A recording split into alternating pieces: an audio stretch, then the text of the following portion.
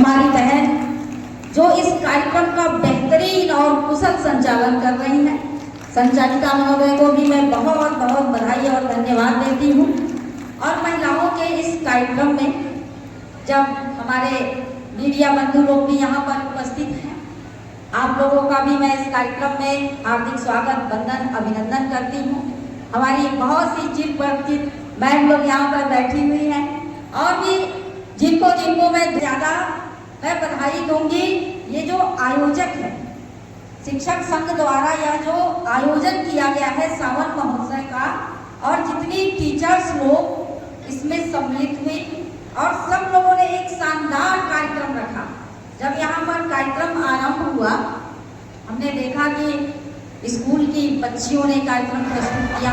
बहुत अच्छा, बहुत बेहतरीन कार्यक्रम, बहुत अच्छी तैयारी थी और बहुत मनभावक तरीके से उन्होंने अपने आप को प्रस्तुत किया।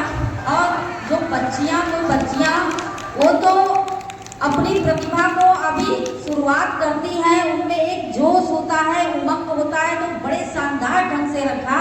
लेकिन जब बच्चियों की मम्मियाँ यहाँ पर कार्यक्रम थी तो हमारा दिल बाग बाग हो गया। जब एक अलग से एक हमारी छोटी बहन ने सोलो डांस किया यहाँ पर, मन एकदम गदगद हो गया। सारे लोगों को लगा कि कार्यक्रम देख रहे हैं। फिर एक समूह वाला नृत्य हुआ यहाँ पर और सब लोगों ने एक जैसे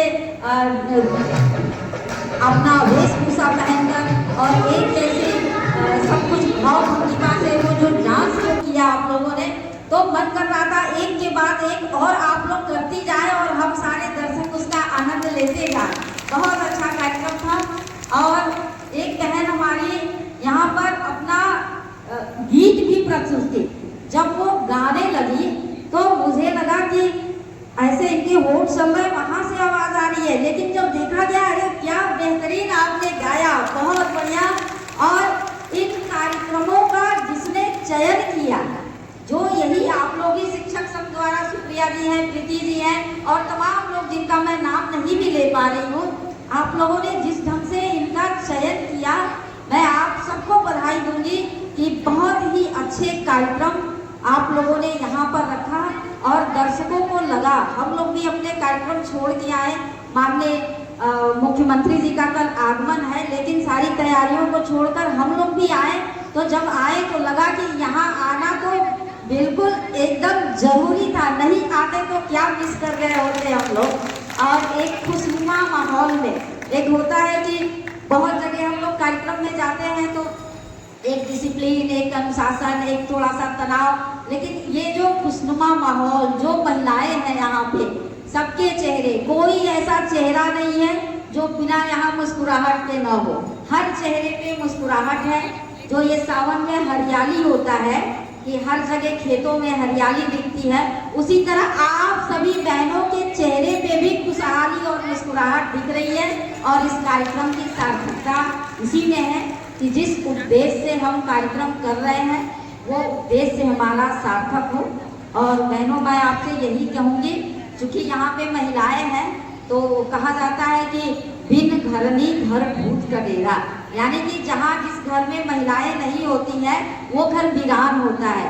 आप लोगों से यही निवेदन है कि आप जिस घर में भी रहती हैं, शादी हो गई है यदि ससुराल में रहती हैं, शादी नहीं हुई है यदि मायके में रहती हैं, तो उस घर को सजाइए, संवारिए और कुछ ऐसा करिए कि आपका मायका या फिर आपका ससुराल ही नहीं, आपका जनपद ही नहीं, आप पे देश गौरवान्वित करे कि ये बच्ची, ये बेटी हमारे घर की है।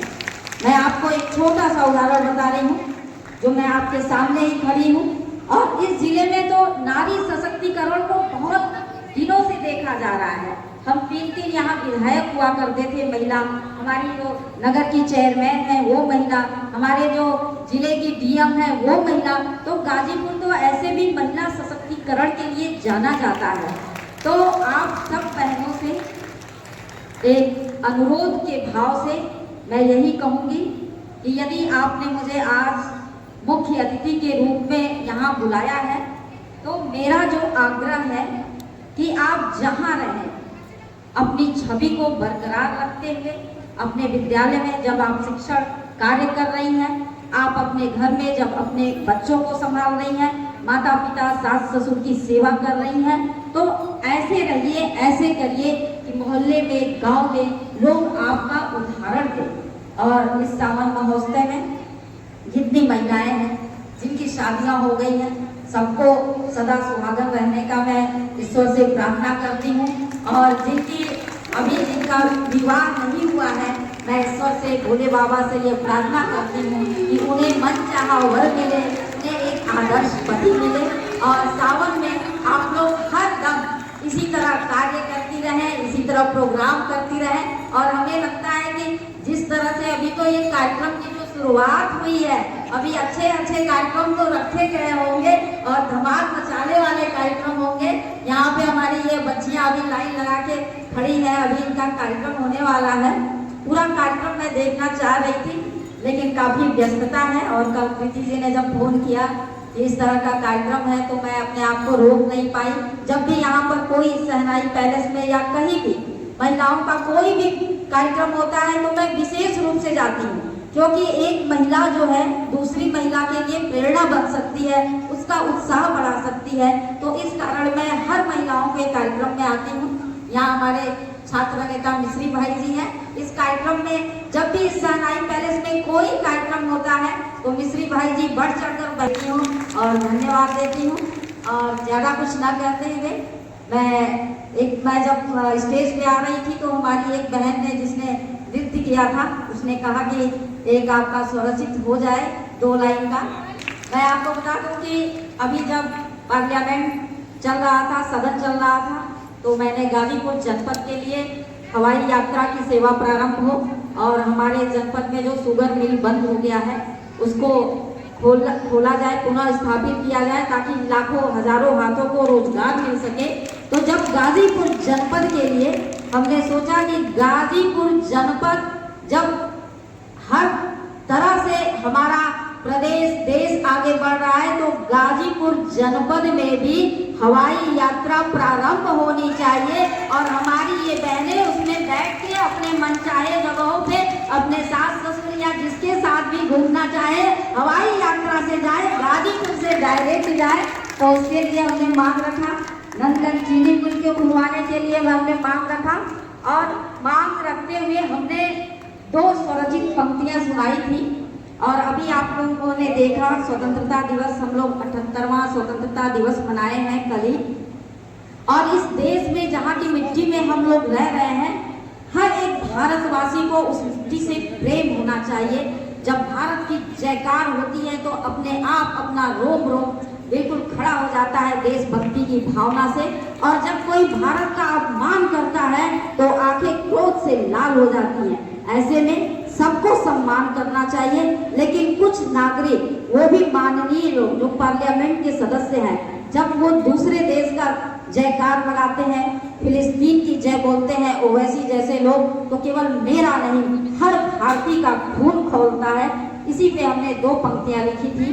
कहना चाहूंगी, वतन के चिराग हो तो उजाला करो, वतन के चिराग हो तो उजाला करो, दिल में मुल्क के लिए मोहब्बत भी पाला करो।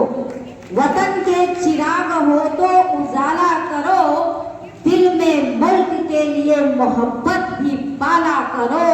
ये जमी ये आसमां मेरा भी है, तेरा भी है, गैर देशों की जयकार लगाकर अपना मुंह मत काला करो, अपना मुंह मत काला करो। इन्हीं बातों के साथ मैं अपनी वाणी